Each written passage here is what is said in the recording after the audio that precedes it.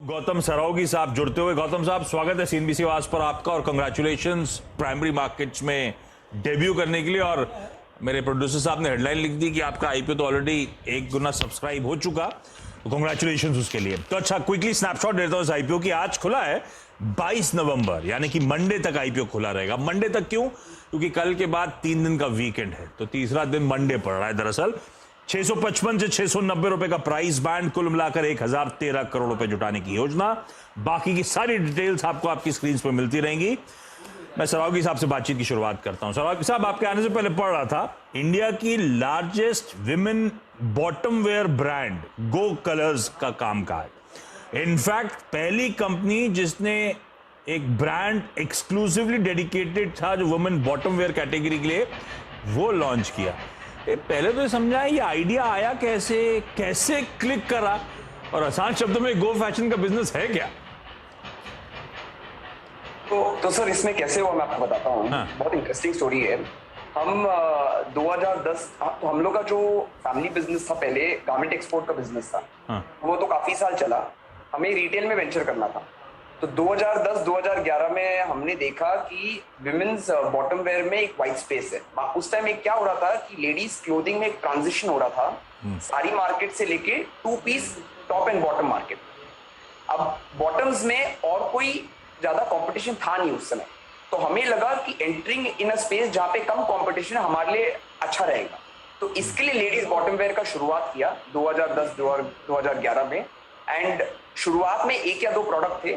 उसके बाद जैसे साल बीते वैसे वैसे हम लोग ने प्रोडक्ट आफ्टर प्रोडक्ट ऐड किया, और करीबन आज के दिन हमारे पास 50 से ज्यादा बॉटम वेयर प्रोडक्ट है 100 कलर में। इंटरेस्टिंग।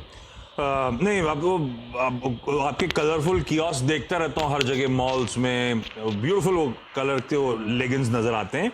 अच्छा, मार्केट शेयर 8% का, ये 8% मतलब कुल विमेन बॉटम वेयर का मार्केट है उसका 8% है मेरे ख्याल से, कि अपैरल्स का पूरे उसका। अच्छा, साथ में कितना बड़ा ये विमेन्स बॉटम वेयर का बाजार है, किस दर से ये ग्रो कर रहा है, और ये अनऑर्गेनाइज के बीच में कैसा मिक्स है, कितना ऑर्गेनाइज ले पाया अनऑर्गेनाइज इस सेगमेंट को?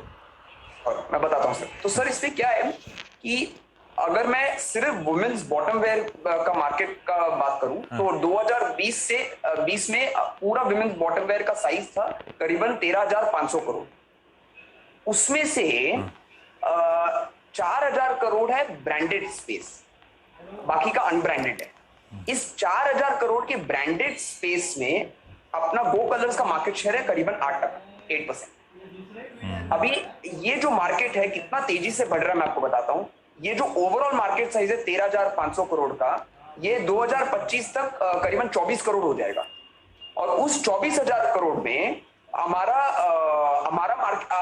एड्रेसेबल ब्रांडेड मार्केट हो जाएगा 11,000। तो यहाँ पे हमारे पास अपॉर्चुनिटी नॉट ओनली कि 8% बढ़ाए, लेकिन हमारा एड्रेसेबल मार्केट जो है अभी 4,000 करोड़ से 11,000 करोड़ हो जाएगा 2025 तक।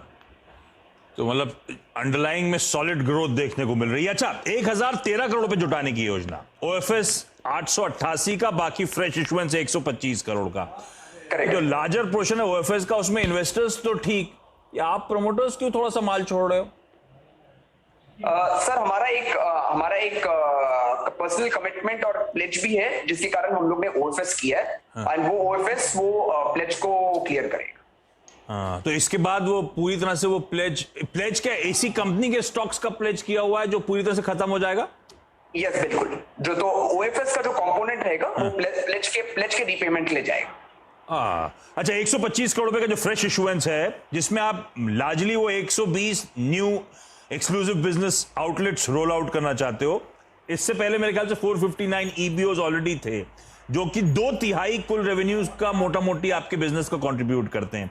तो क्या डाइवर्सिफाई करने पे जोर नहीं है क्या? अभी भी ईबीओज के थ्रू ये डिजिटल स्पेस जो तूल पकड़ी पिछले 18 महीनों में, उसमें आप लोग कैसे प्लेस्ड हो, उसमें कैसे पकड़ मजबूत कर रहे हो?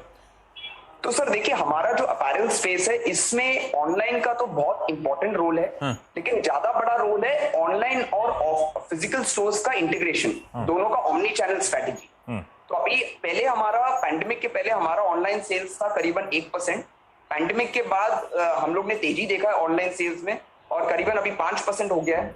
अभी हम क्या कर रहे हैं, हम हमारा ऑनलाइन और ऑफलाइन के स्टोर्स इंटीग्रेट कर रहे हैं सो दैट कस्टमर को 360 डिग्रीज कन्वीनियंस फैक्टर मिलेगा। इस 360 डिग्रीज कन्वीनियंस फैक्टर के कारण हमारा future online sales multifold coming years में बढ़ेगा। अच्छा, ये ईबीओस से लार्जली रेवेन्यूज, और मैं सब कुछ FY21 की बात नहीं कर रहा हूं क्योंकि वो कोविड ईयर था, पैंडेमिक ईयर था, एबरेशन था। FY20 पे सब जाके देख रहा था, आधे रेवेन्यूज दक्षिण भारत से, साउथ इंडिया से आते हैं इस कंपनी के। अब जब आप नए ईबीओस और लॉन्च कर रहे हो तो क्या ज्योग्राफिकल डाइवर्सिफिकेशन पे थ्रस्ट है, या जहां पकड़ मजबूत है वहीं और पकड़ बढ़ानी है? तो सर इसमें देखिए, मैं आपको बताता हूं हमारे ईबीओ एक्सपेंशन स्ट्रेटेजी के बारे में। हमारा क्लस्टर बेस्ड एक्सपेंशन मॉडल है सर। तो हम क्या करते हैं, एक शहर में ज्यादा दुकानें खोलती हैं सो दैट कस्टमर के सामने बेटर ब्रांड रिकॉल और बेटर ब्रांड विजिबिलिटी हो।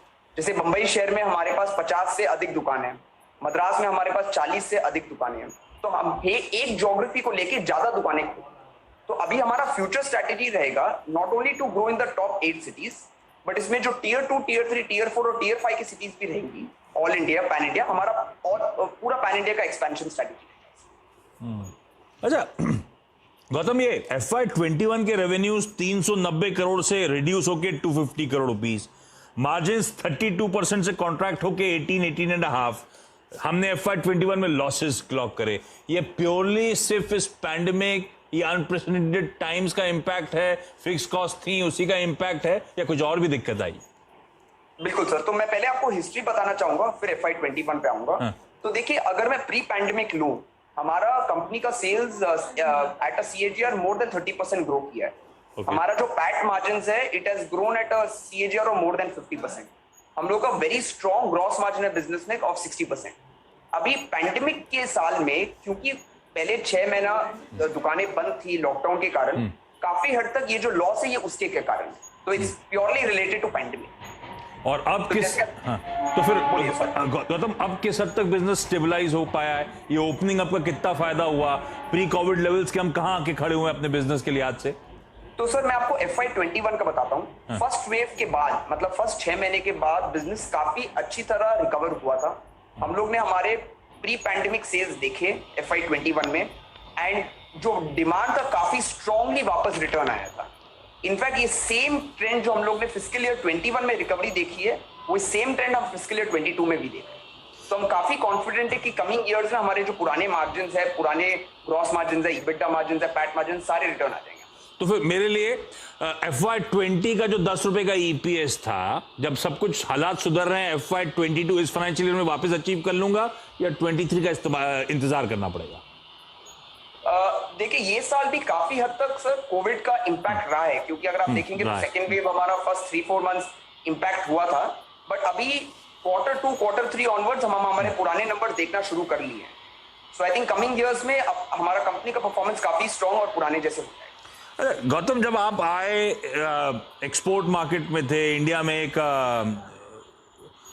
अपॉर्चुनिटी नजर आई आपको विमेंस लेगवेयर में, बॉटम्स के मार्केट में, वो जब आए थे तब ठीक था। चिंता बहुत लोग ये मानते हैं कि जो एग्रेसिव कंपटीशन अब इस इंडस्ट्री में इस सेगमेंट पे देखने को मिल रहा है, तो कई सारे लार्ज फॉर्मेट रिटेलर्स एग्रेसिवली अपने खुद के प्राइवेट लेबल्स लॉन्च कर रहे हैं, कई सारे लॉन्जरी मैन्युफैक्चरर्स इस स्पेस में डाइवर्सिफाई कर चुके हैं, अपनी लेगिंग्स लेके उतार चुके हैं बाजार में, अपनी बॉटम वेयर लेके आ चुके हैं। आपका जो सोल फोर्टे है बॉटम वेयर में, अब वहां पे बहुत एग्रेसिव कंपटीशन है, कैसे जूझ पा रहे हैं उससे? कुछ मार्केट शेयर डेंट तो नहीं हो रहा ऑफ लेट? सर इनफैक्ट मैं तो ये बोलूंगा कि जितना कंपटीशन आएगा उतना ज्यादा हम बेचेंगे। मैं आपको बताता हूँ क्यों। हमारा जो लेडीज का क्लोथिंग मार्केट है लार्जली आज के दिन बहुत अनऑर्गेनाइज्ड है एंड बहुत अनब्रांडेड है। अभी ये एक ट्रांजिशन होने लग गया है कि अनऑर्गेनाइज से ऑर्गेनाइज और अनब्रांडेड से ब्रांडेड, अभी ये मूवमेंट स्टार्ट हो गई है। तो जितना कंपटीशन आएगा उतना ये ऑर्गेनाइज कैटेगरी बढ़ेगी, उतना ये ब्रांडेड कैटेगरी बढ़ेगी।